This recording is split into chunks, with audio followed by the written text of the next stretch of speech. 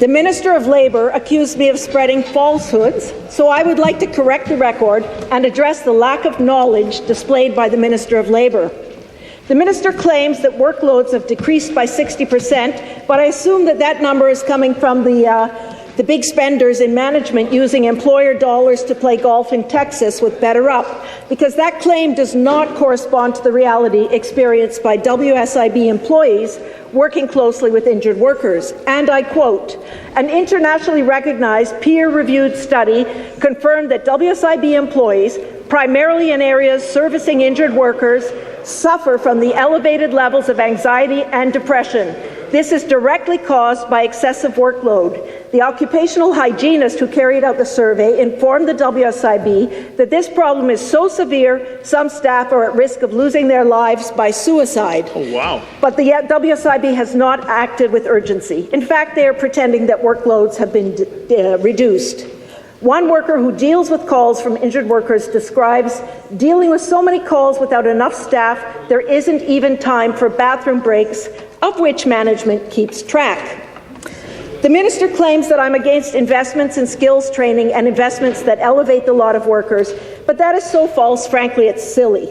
And the Minister knows this. Frankly, it's rich coming from a member that just voted to give his government the ability to eliminate all labour laws. The Minister said that workers want to get back to work healthy, and indeed, we all want this. But then why does the WSIB force workers back to work while they are still in so much pain they are being medicated with opioids? Regarding claims suppression, a Freedom of Information request on WSIB data revealed that over 191,000 Form 8 claims submitted by doctors over 4 years have not been investigated by the WSIB. Employers have a legal responsibility to submit the initial report of work injury and disease, but these 191,000 injuries have not been reported by employers.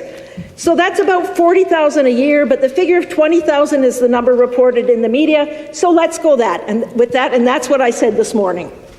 Originally, the Workers' Compensation Act was set up so that businesses had shared liability, but that is long gone.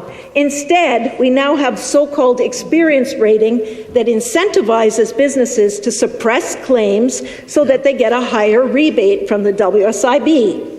Then there is the practice of deeming, where compensation is reduced to injured workers based on jobs that may or may not exist that a worker doesn't actually have. Good way to save money for the WSIB. Terrible thing to do to a worker.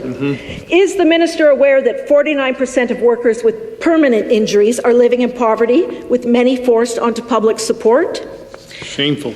Promises made in 1998 to return the loss of employment rate to 90% and a return to a 10% contribution to injured workers' pension. This was supposed to happen once the unfunded liability was addressed, but that liability is also long gone and nothing's been done to bring those rates back.